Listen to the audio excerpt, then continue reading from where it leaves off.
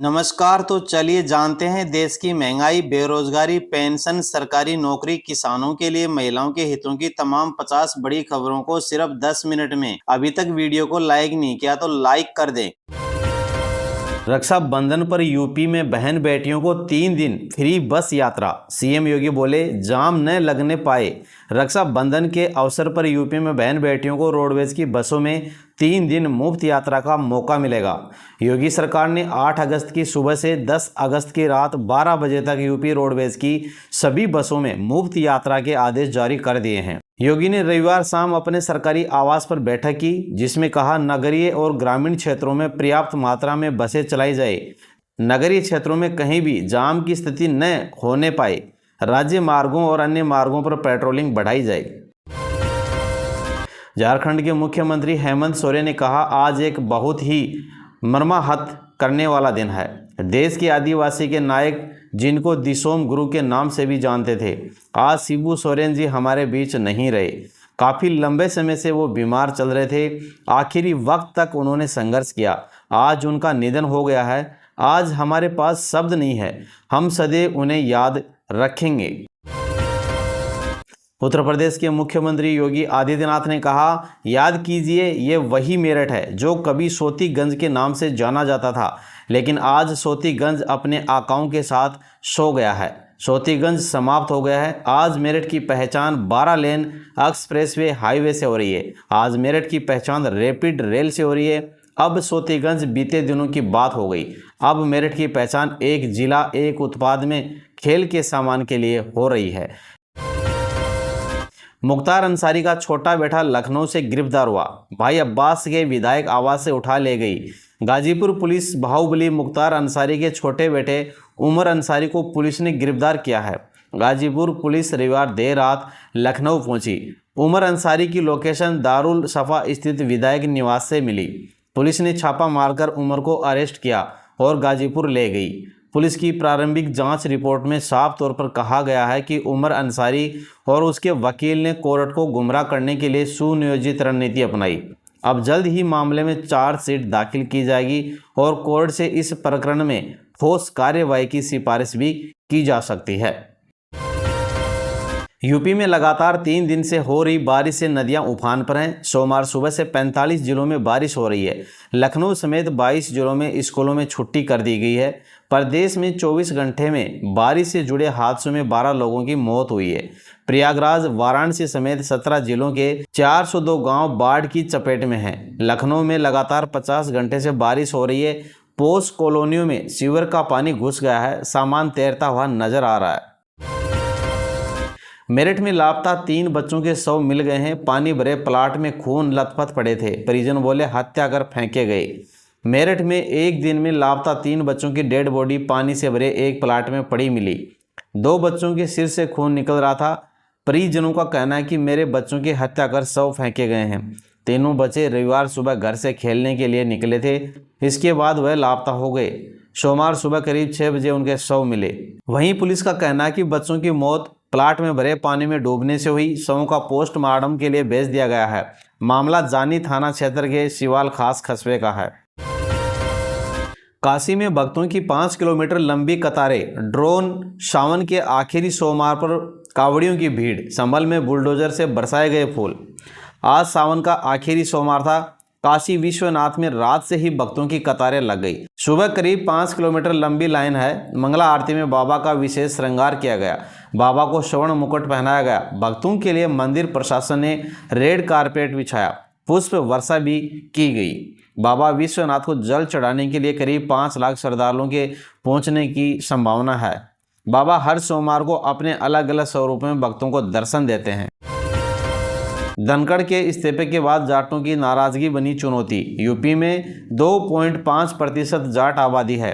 चुनाव से पहले समाज के नेताओं पर भाजपा करेगी फोकस। उपराष्ट्रपति जगदीप धनखड़ के इस्तीफे के बाद यूपी ही नहीं हरियाणा और राजस्थान में जाट समाज की नाराजगी बढ़ने लगी है। दरअसल मीडिया में धनखड़ से इस्तीफा लिए जाने की खबरें चल रही हैं। इसके बाद जाट समाज के नेता खुले तौर पर नाराजगी जाहिर कर रहे हैं। यूपी के बॉडी बिल्डर सीओ अनु चौधरी का प्रमोशन। स्पोर्ट्स कोटे से एएसपी बनने वाले पहले अफसर हैं। पहलवानी से वर्दी पाने का सफर। यूपी में चर्चित डिप्टी एसपी अनुज चौधरी को प्रमोशन मिलने जा रहा है। सरकार उन्हें एडिशनल एएसपी बनाने की तैयारी कर चुकी है। 2012 बेस के पीपीएस अधिकारी अनुज चौधरी खेल कोटे से पुलिस सेवा में आए और अब इस कोटे से एडिशनल एसपी बनने वाले पहले अफसर होंगे। इटावा में 50 बीघे में अखिलेश बनवा रहे हैं शिव मंदिर। बालू, सीमेंट और लोहे का इस्तेमाल नहीं। सावन में हर सोमवार को 50,000 श्रद्धालु पहुंच रहे हैं। यूपी के इटावा में उत्तराखंड के केदारनाथ मंदिर की तरह केदारेश्वर मंदिर बन रहा है। इस मंदिर का पूरा क्षेत्रफल करीब 50 बीघे में है। इसे यूपी के पूर्व मुख्यमंत्री अखिलेश यादव बना रहे हैं। इस मंदिर से उनका गांव सेपई करीब 20 किलोमीटर दूर है। मंदिर का शिलान्यास 2020 में अखिलेश ने किया था।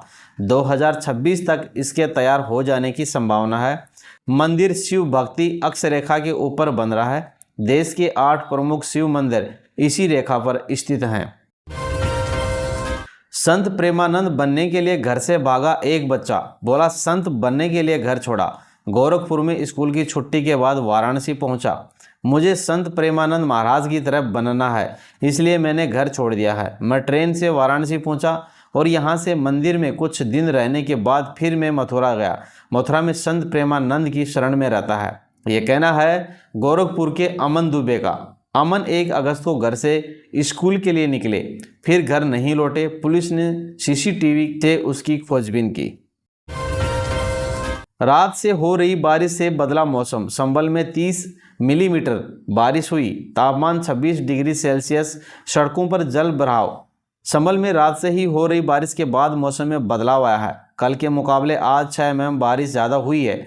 मौसम विभाग के अनुसार पूरे दिन बारिश होने के आसार हैं। 11 किलोमीटर प्रति घंटे की रफ्तार से हवा चल रही है। लगातार हो रही बारिश से आम जनता को गर्मी से राहत मिली है। गंगा के जल स्तर में भी काफ़ी इजाफा होने की उम्मीद है। अभी जल स्तर सामान्य है और खतरे के निशान से नीचे है। झारखंड के पूर्व सीएम शिबू सोरेन का निधन हो गया। दिल्ली के गंगाराम अस्पताल में अंतिम सांस ली। ब्रेन स्ट्रोक के बाद बिगड़ी थी तबीयत। झारखंड के पूर्व मुख्यमंत्री और राज्यसभा सांसद शिबू सोरेन का निधन हो गया। वे 81 साल के थे। दिसोम गुरुजी के नाम से प्रसिद्ध सोरेन ने आज सुबह दिल्ली के सर गंगाराम अस्पताल में अंतिम सांस ली। न्यूज एजेंसी ANI के मुताबिक उन्हें सुबह 9:45 बजे मृत घोषित किया गया। सुप्रीम कोर्ट ने राहुल गांधी को फटकारा। पूछा, आपको कैसे पता कि चीन ने भारत की जमीन पर कब्जा कर लिया? सच्चे भारतीय होते तो ऐसा नहीं कहते।